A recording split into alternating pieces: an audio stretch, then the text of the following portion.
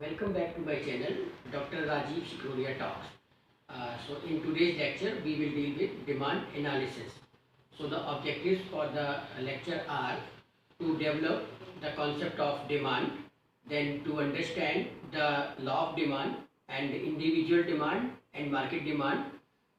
Next objective is to study demand schedule and demand curve, and the last objective of the session will be extension of demand, contraction of demand, increase and decrease in demand, which happens due to change in the demand. So let's start. First thing is, what is demand? See, demand is actually in economic terms it is a technical word. So demand means here what the consumers are demanding at a specific prices, the specific product in a given market and at a given prices.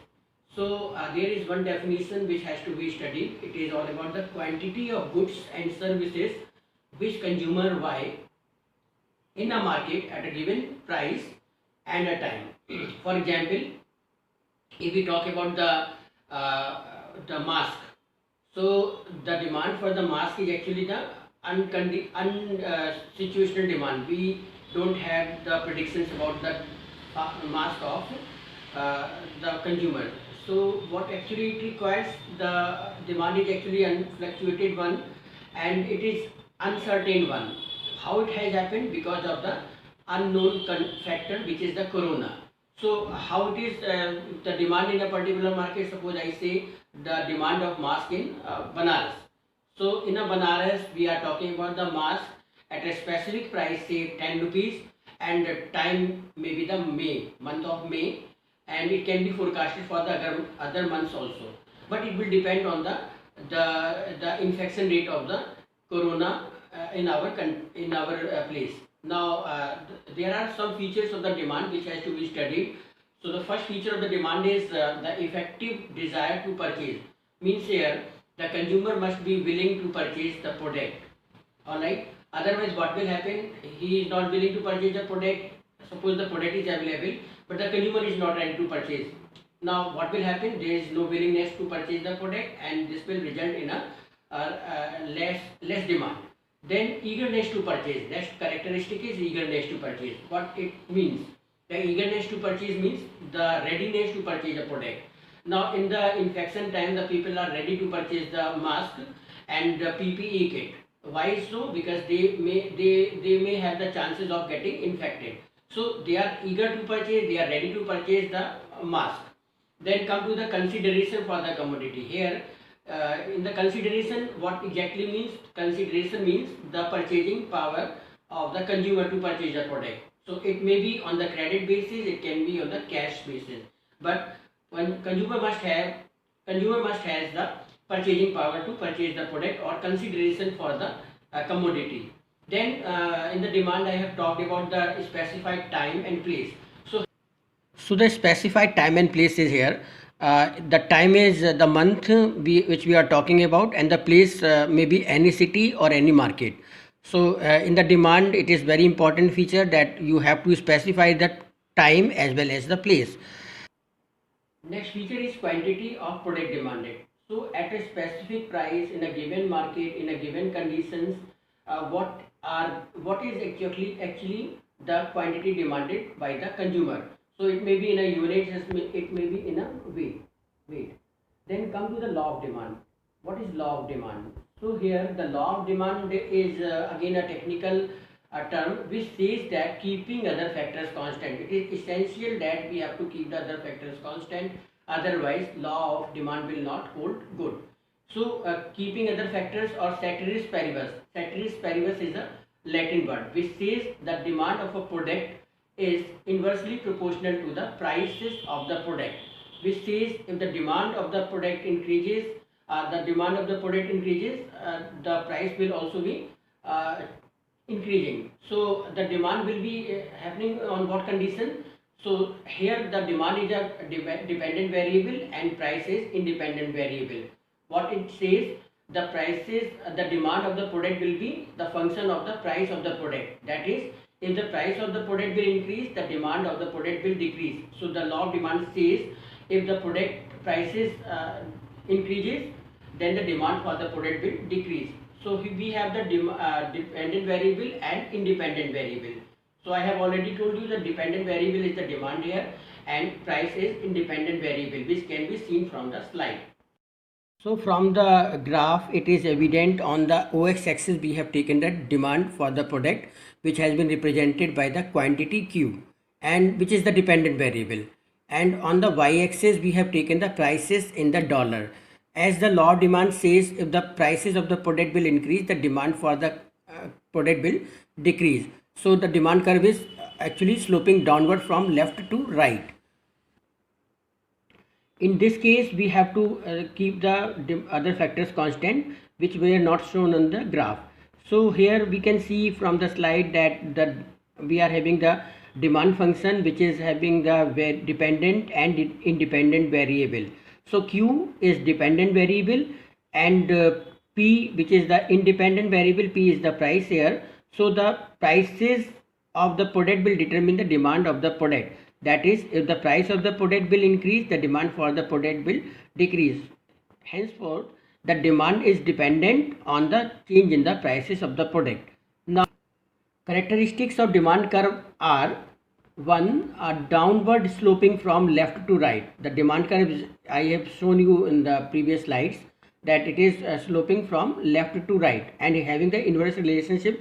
It is due to the diminishing marginal utility. It is a law of diminishing marginal utility, which says that with the increase in the consumption of the product, the utility for the consumer decreases in a given time. The demand curve is rectangular hyperbola. Actually, it is a mathematical condition in which it says that in all the axes the demand curve is symmetrical. So in all the axes you can see that the demand curve is symmetrical. It is actually the mathematical condition. Now we are having the linear demand function. So we can have the curvilinear demand function, and we can have the linear demand function. In a linear demand function, we are having the equation in the form of the linear, which has been represented in the form of the Q is equal to 100 minus 2P, which was seen from the slide. So the negative sign here represents the negative relationship with the demand of the product, where Q is the demand of the product and P is the price of the product. Now we are having the demand, market demand and individual demand. What it is actually. The individual demand says that it is the demand of an individual consumer in a market. So what consumer demands for a commodity in a market at a given prices in a given time, this will be the individual demand curve. And then we are having the market demand, which is the combination of, or the total of the consumer demand of consumer A, demand of consumer B, and demand of consumer C. In the total, we will be having the QM, which is the market demand, can be represented by QA plus QB plus QC, where the QA is the consumer A demand and consumer B demand and consumer C demand respectively. Now coming to the demand schedule. Actually, the demand schedule is the tabular representation of the relationship between the demand of a product and the price of the product. Now here I would like to discuss about the demand function. It is actually the functional relationship between the demand of the product and the prices of the product. And the mathematical representation can be seen from the slide, which is represented here as Qx is equal to the function is Px, Pr, T, Tr, P, Y and C. And if we have kept all these factors to be constant, like Pr, T, Tr, P, Y and C, so the demand function will be here represented as Qx is the function of Px, which was shown in the previous slide. So keeping other factors constant, where the Px is the price of the product X, then Pr is the price of the related goods. Here related goods are the complementary goods or the substitute goods, or may not be related goods. Then T is the taste of the people. Tr represents the existing trend for the product.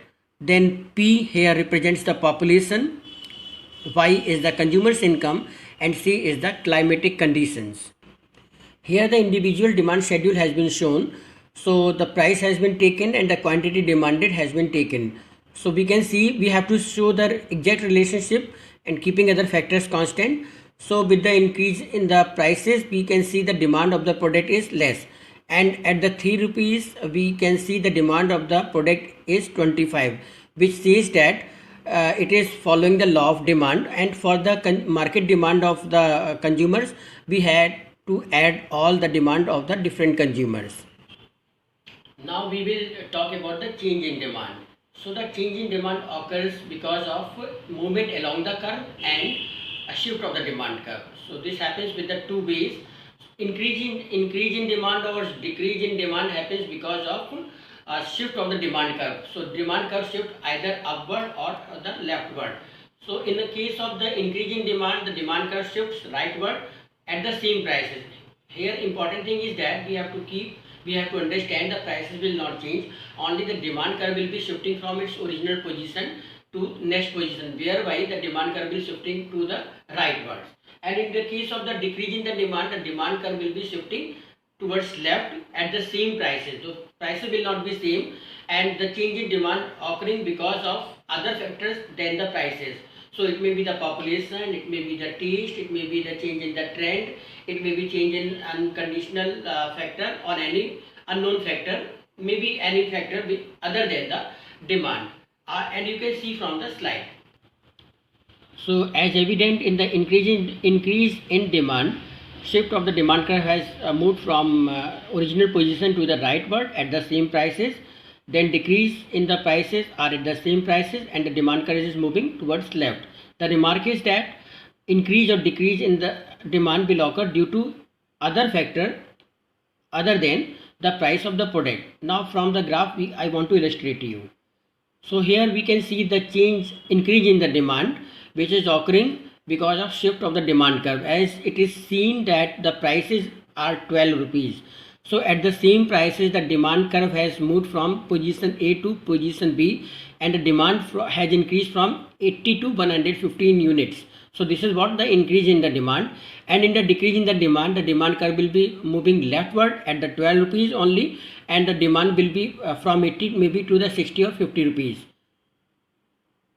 Now movement along the curve, which is due to the extension and contraction of the demand. How it is happening? Here is only, it is again the change in the demand, but it is occurring because of the extension and contraction of demand curve. It has to be kept in mind that we are talking about the extension of demand or contraction of demand, not the prices.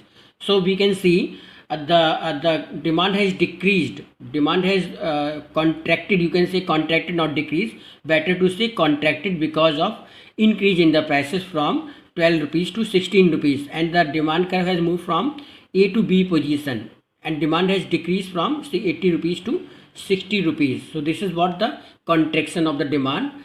And in the next slide we can see both the conditions, extension as well as contraction from point A to point B, which I have explained. So point A, from price P1 to P2, the increase in prices and decrease in prices can be seen, and the demand from Q1 to Q2 can be seen, and the demand extension of the demand and contraction of the demand can. Hence, it is all about the law of demand and demand analysis. In the next lecture, we will be discussing about the demand forecasting. So, thank you for watching the channel, and keep on watching.